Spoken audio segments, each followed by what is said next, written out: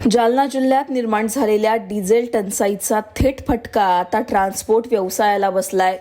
डिझेलच्या टंचाईमुळे गाड्यांच्या फेऱ्या निम्म्यावर आल्यात।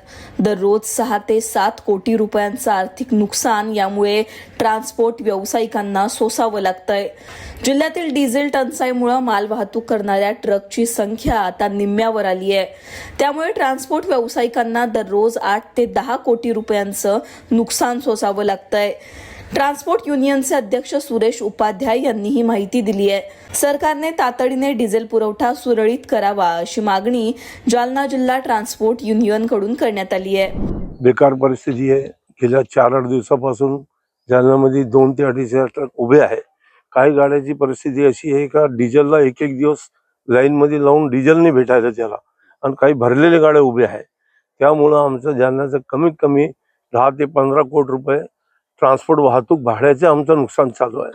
तो आमची अपेक्षा आहे का गेल्या 50 वर्षापासून मी युनियन पण चालवतो, ट्रान्सपोर्ट पण चालवतो। आजपर्यंत सरकारने कुठलेही मोबदला मोटर मालकाला 1 रुपया आजपर्यंत 50 वर्षात दिला नाही।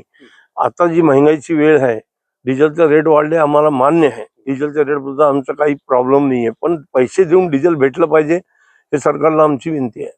त्यांनी लक्ष दिलं पाहिजे। साधारण किती रुपयांचं नुकसान आहे आणि कधीपर्यंत ही परिस्थिती निघेल असं वाटतं? ते आता वर सरकारवरच आहे। जे कॉम्प्रोमाइज वरून जे झालं समजा, तो आम्हाला असं वाटत नाही एवढं लवकर होणार आहे म्हणून।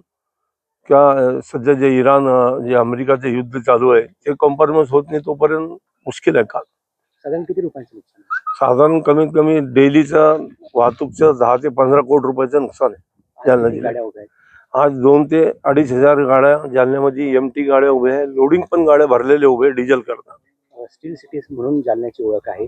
त्या ठिकाणाहून स्टील एक्सपोर्ट होतं, त्या ठिकाणी ट्रकची मोठ्या प्रमाणात मागणी असते। आता परिस्थिती कशी आहे?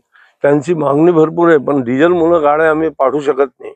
वेळ पडली तो इंडस्ट्री ठप होऊ शकते। ट्रान्सपोर्ट तो ठप झालेला आहे। तुम्ही बघितले एवढे 100 गाड्या उभ्या ऑफिसला, पण पुढे जाऊन लेबरवर परिणाम पडू शकतो। लेबर रोजंदारीवर असतात, त्यांना ते बाहेर गावून लेबर आलेले असतात, त्यांचा मजुरीवर परिणाम होऊ शकतो। सरकारने जास्त लवकरात लवकर लक्ष घालून हे निर्णय झाला पाहिजे। काय मागणी असते?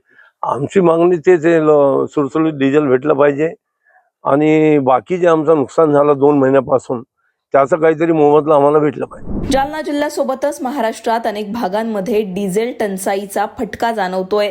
शेतकऱ्यांना शेतीच्या कामांसाठी डिझेल मिळत नाहीये, त्यामुळे पेट्रोल पंपावर लांबच लांब रांगा पाहायला मिळतात। सरकार वाढत्या डिझेल टंचाईवर आता पुढे काय तोडगा काढतं का हे पाहणं महत्त्वाचं असणार आहे।